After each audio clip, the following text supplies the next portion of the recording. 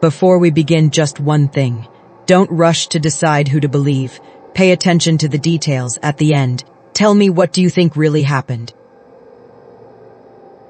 I remember something that never happened. Soft candlelight spilled across the room. A circle of masked figures stood before me. Every mask looked the same. Blank, expressionless. My name echoed from every direction, repeated like a prayer. A man approached. Naked, yet never vulnerable, as though clothing had never belonged in that place. Something cold and heavy settled onto my head. At first, I couldn't tell what it was. Then warm blood trickled down my forehead, reached my lips, and filled my mouth with a metallic taste, almost sweet. "Drink," the voices whispered. A chalice waited in front of me. I raised it to my lips and drank. Then movement. I can't remember whether the command came from me or someone else. There was a knife in my hand. A child cried. Or perhaps it wasn't a cry at all. Maybe it was only a sound. Then silence. When I looked up, everyone had fallen to their knees. They weren't praying to me. They were worshiping something behind me. I waited for it to appear. It never did. Instead, it sent shadows. That was the sign. Darkness would spread across the earth, and those who felt no guilt for their pleasures would be spared its wrath. I never grew older after that night. That was the first thing I realized. My body changed, not slowly, instantly. When I returned home, my husband stared at me before quietly saying I'd never looked more beautiful. Are you telling the court he experienced the same thing? Attorney Elliot, Reynolds asked. Of course, I wanted to save him. How? Meg White hesitated. I prepared a meal. What kind of meal? Silence. Using the materials from the rituals. A murmur rippled through the courtroom. Did your husband eat it? Yes, said it tasted good.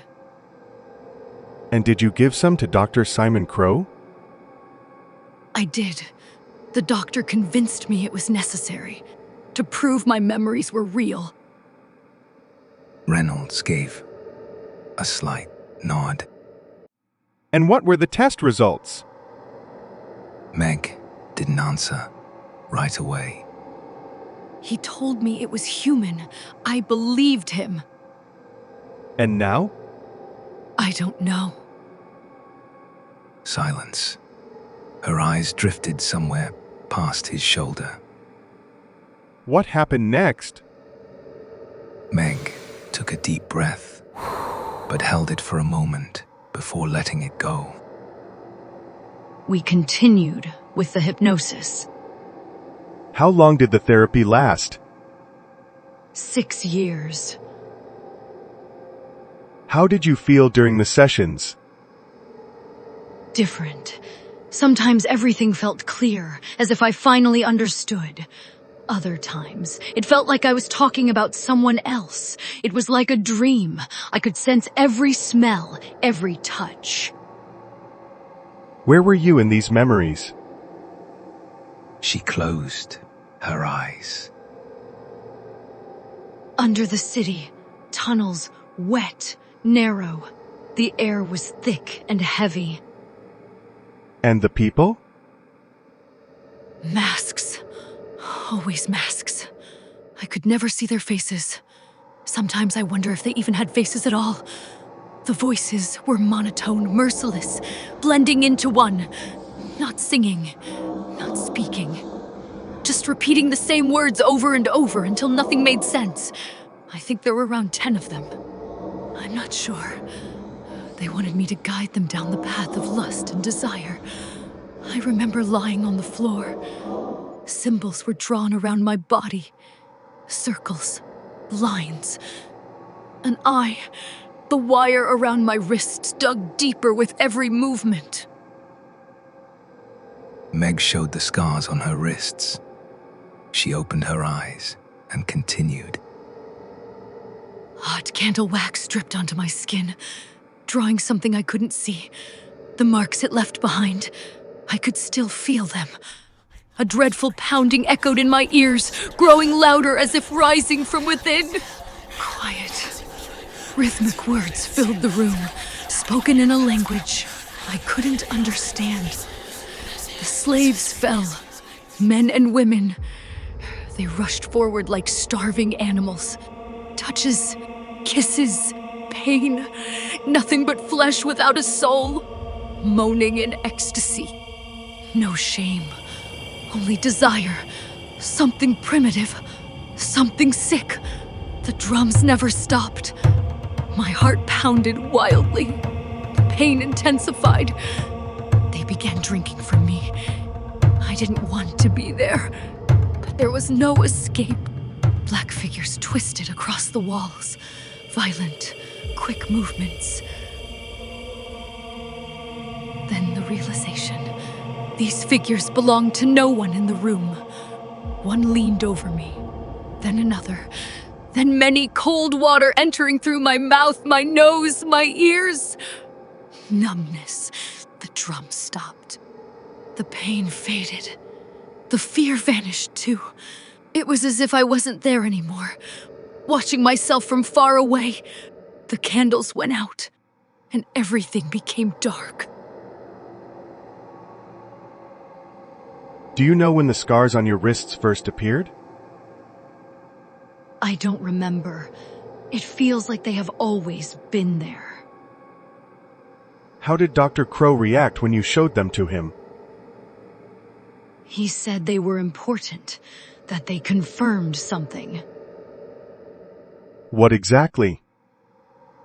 Her voice trembled. That I wasn't imagining it. A pause. Did you continue the sessions? Yes. Who was present? Him. Reynolds leaned forward slightly. And what happened during those sessions? Sometimes he took me through the city. Chicago. He said I needed to remember that I was almost there. Were you ever able to show him where they were? It was never enough. Simon shifted in his seat and coughed nervously. White looked at him. Her lips trembled. It wasn't exactly a smile. It wasn't exactly pain. To him, it was progress. Progress? When I started doubting myself, he said resistance was normal. Her eyes met Crow's. His hand twitched, as if he wanted to say something. Jonathan Sterling stopped him. When did the children appear? The attorney continued. She didn't answer immediately. The silence stretched longer than anyone in the courtroom expected.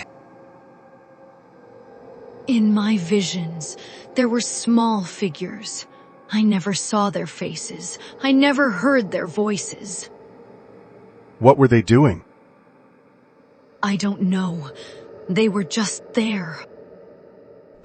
Liar! The word escaped the doctor's mouth before he could stop himself. A wave of noise moved through the courtroom. Every eye turned toward him. Silence! The judge ordered sharply. Mrs. White, continue. Meg swallowed hard. Dr. Simon Crow believed those figures were Joshua and Sam. He wanted to uncover their memories as well. Did you agree for them to participate in the therapy? She clasped her fingers tightly together. I didn't want to. They were too young. But you agreed? He convinced me it was safe for them. How old were they? Joshua was 4. Sam was 2. A wave of tension swept through the courtroom.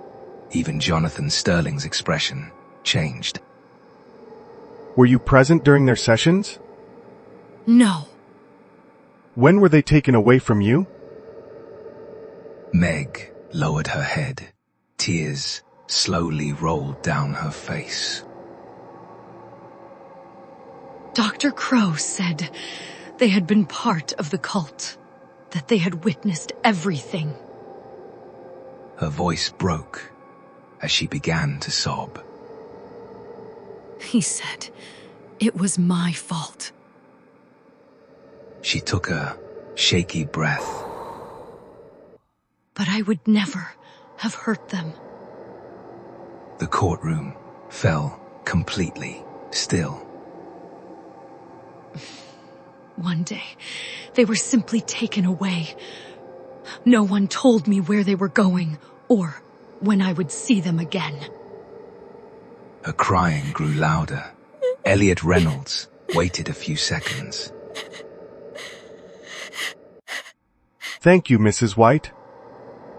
He returned to the documents in front of him, carefully turning the pages. Your Honor, I have the laboratory results from the examination of the sample that was presented as evidence of the rituals. He motioned for the clerk to bring the documents forward. The results show that the material is not human. Confusion spread through the courtroom. Whispers moved between the rows. Meg slowly lifted her gaze. Her face was pale, but her voice was barely a whisper. Then why did he tell me it was? This is not the only issue in this case, Dr. Crow. The attorney continued. Administered questionable medications to Mrs. White, presenting them as a truth serum and making her more susceptible to suggestion during the sessions. He paused. The truth is that this substance does not guarantee accurate memories. Instead, it creates a state of heightened suggestibility. Under the influence of these drugs, Mrs. White experienced hallucinations and altered states in which she could easily accept the memories suggested by Dr. Crow involving cannibalism and satanic rituals. Some of the jurors wrote something down. He used an irresponsible combination of hypnotic and psychoactive medications. Under their effects, Mrs. White entered states of hallucination and increased suggestibility, allowing Dr. Crow to implant memories of cannibalism and satanic rituals, events for which there is no independent evidence. Reynolds opened the next document. The evidence shows that during therapy, Dr. Crow encouraged Mrs. White to search for specific answers he was already expecting to find. Silence filled the courtroom. But what is even more disturbing is that the same approach was applied to her children! He looked toward the jury. The situation becomes even more tragic when Dr. Crow subjected Joshua and Sam to therapy designed to make them remember or recreate behaviors connected to this alleged cult. He rewarded them whenever they described scenes involving sacrifices and satanic rituals. This is a classic method of suggestion, reinforcing the response the therapist is seeking. He lifted another page.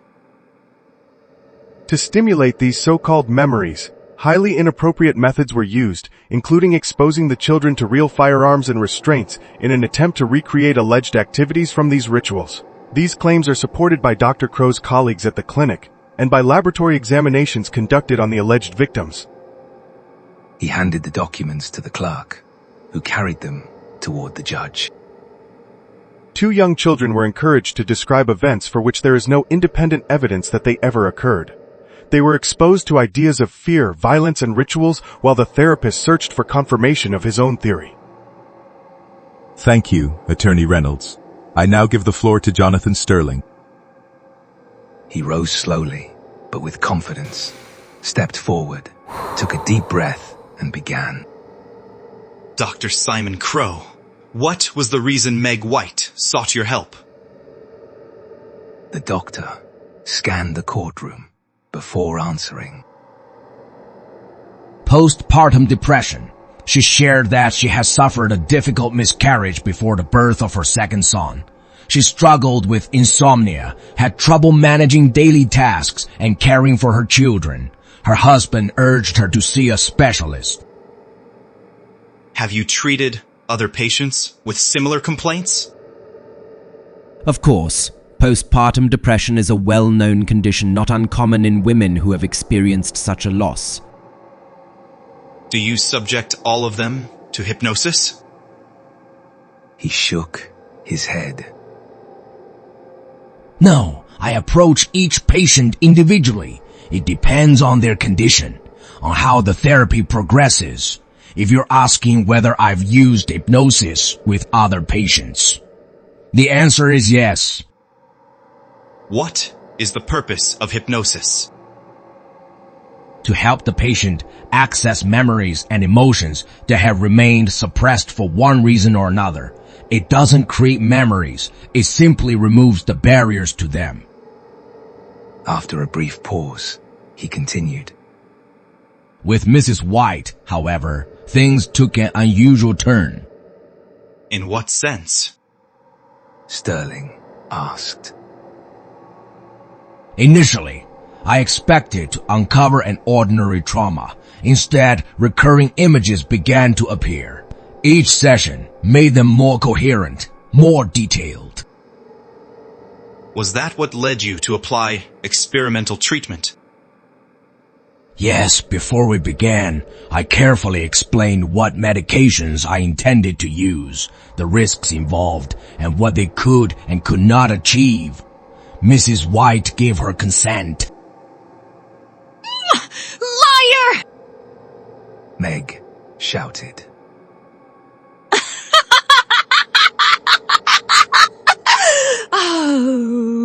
I never gave my consent! How dare you! Simon burst out. You yourself were amazed by your progress! Silence. The judge struck his gavel. Dr. Crow, address the court, not the witness.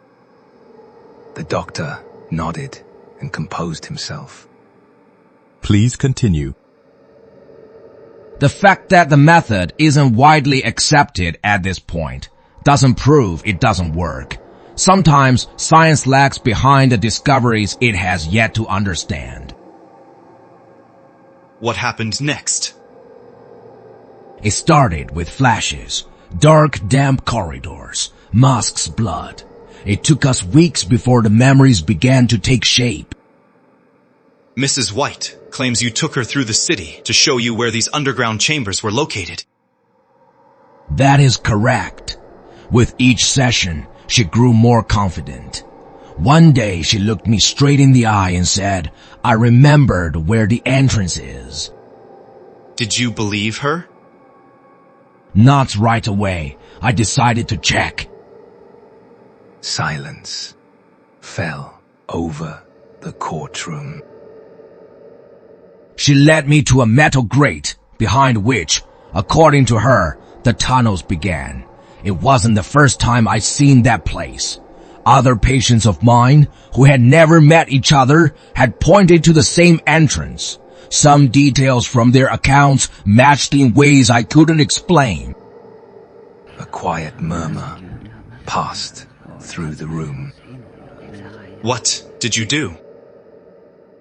I called the police. I expected them to open the grate and see what was behind it. Did they? They refused. Your Honor, Reynolds interjected. if I may add, latter, after the investigation began, the entrance was opened. No secret tunnels were found, nor any traces of rituals or sacrifices. Crow didn't look away from him. With all due respect, Mr. Reynolds, If we assume such organization exists, you wouldn't expect them to remain in the same place once they learned police searches were imminent. By that time, the investigation was already public knowledge. Reynolds smiled faintly. By that same logic, I could confidently say that the monsters under my daughter's bed disappear the moment they hear I'm about to check if they're there? Objection! Sterling interjected. My colleague is commenting instead of asking questions. Sustained. The judge said. Mr. Reynolds, stick to the facts. My apologies, Your Honor, Dr. Crow. He nodded and sat down. How did the hypnosis of Joshua and Sam come about? Sterling continued. Mrs. White saw them during one of the sessions. She was convinced they had been present at the rituals. I asked her to bring them next time. When I saw the same marks on their wrist as those on their mother, I decided I had to try. Did she agree? Yes, she wanted to know the truth. Despicable lie! Meg shouted. I would never have trusted you with my children! Slowly and calmly, Jonathan Sterling turned to her. Mrs. White, before you began therapy, did you tell Dr. Crow that there were 20 different personalities living inside you?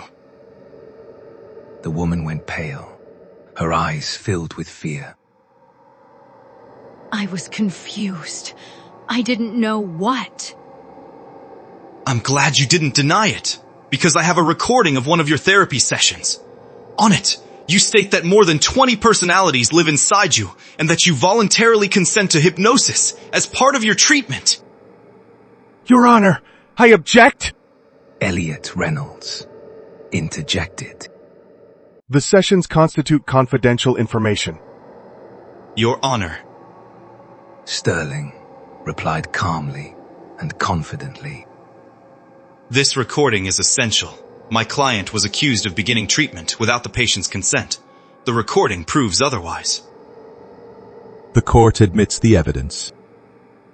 Sterling turned his attention back to Meg. Given that you claim 20 different personalities exist within you, are you certain all of them refuse the hypnosis of your children? Objection.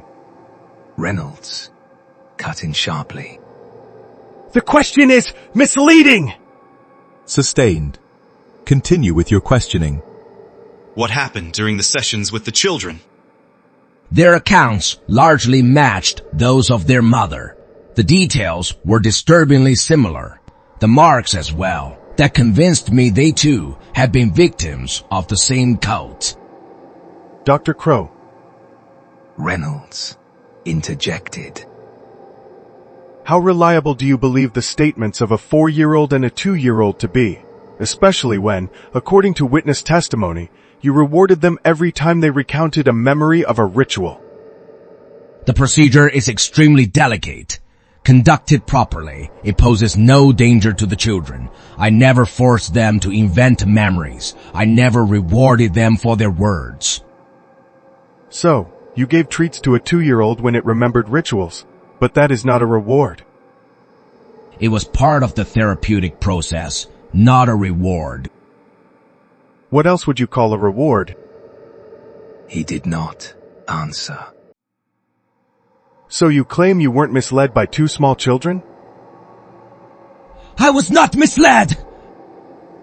The doctor raised his voice. During hypnosis, age is irrelevant.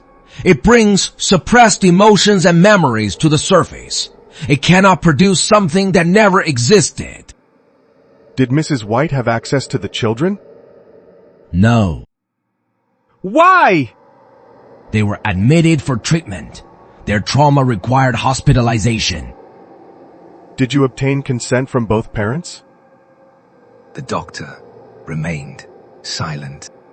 Please answer. It was an emergency case. Don't you think you overstepped your authority? That you were so blinded by the desire to prove your theory of a satanic cult operating in tunnels beneath the city that you stopped seeing the line between treatment and suggestion? Objection? Sterling interjected. Counsel is implying conclusions. Reynolds ignored him. Will you deny that you came across a psychologically vulnerable woman and used her condition to prove a theory for which there isn't a single piece of conclusive evidence? You implanted memories in her, and when that wasn't enough, you involved both children as well. How dare you! Meg erupted. I am not crazy! I'm not paying you to humiliate me! You're paying me to protect your rights from a man who allowed himself to conduct experimental therapy without sufficient grounds. Crow clenched his fists. I never wanted to harm Mrs. White or her children. All I wanted was to help them. To help everyone who had fallen victim to these atrocities. Outcries spread through the room. The jurors began arguing among themselves. Meg could no longer contain her emotions, while Dr. Crow, in a fit of rage, swept the documents off the table with one motion. Elliot Reynolds and Jonathan Sterling stood face to face in a verbal duel. Neither intended to back down. Order in the court! The judge shouted. His voice was swallowed by the commotion. Sterling grabbed the microphone in front of the witness stand and twisted it sharply. A piercing screech cut through the room. Silence fell. Ladies and gentlemen of the jury, you are not here to decide whether a satanic cult exists, nor whether such rituals were ever performed. The question is what motivated my client. He genuinely believed he was helping this family. He saw the marks. He heard accounts that matched testimony from other witnesses. He devoted months to treating Mrs. White. Every action taken was with her consent. His only goal was to help. Reynolds stepped forward immediately. Ladies and gentlemen, a psychiatrist's job is not to believe their patients unconditionally, but to assess whether their perceptions align with reality. In his effort to confirm them, he subjected not only a psychologically vulnerable woman to experimental treatment, but also her 2 young children, involving them in traumatic scenarios for which there is no independent evidence. This is not medicine. This is dangerous conviction disguised as therapy. For the last time, I am not crazy! Meg shouted. Stop talking about me like that! She turned to the judge. I am not crazy. Then to the jurors. Please, believe me. No one answered. The jurors only watched her. Some lowered their gaze. Others quietly exchanged words. Suddenly, Meg lunged at Reynolds. I am not crazy! Order in the court! The judge shouted again. Security entered. They separated the attendees and escorted Meg out as she continued to resist. Reynolds was still arguing with Sterling, as if the woman being led away wasn't a person, but merely a piece of evidence in their game. Dr. Crow desperately tried to add something in his defense, but no one was listening anymore. The jurors withdrew. The court found Dr. Crow guilty. Damages were awarded to Meg White and her 2 children. The official conclusion was that the memories were the result of suggestion, inappropriate therapy, and experimental treatment methods. The marks on the wrists of all 3 were never explained. Based on a true story, whose side are you on, Meg or Dr. Crow? Tell me why in the comments.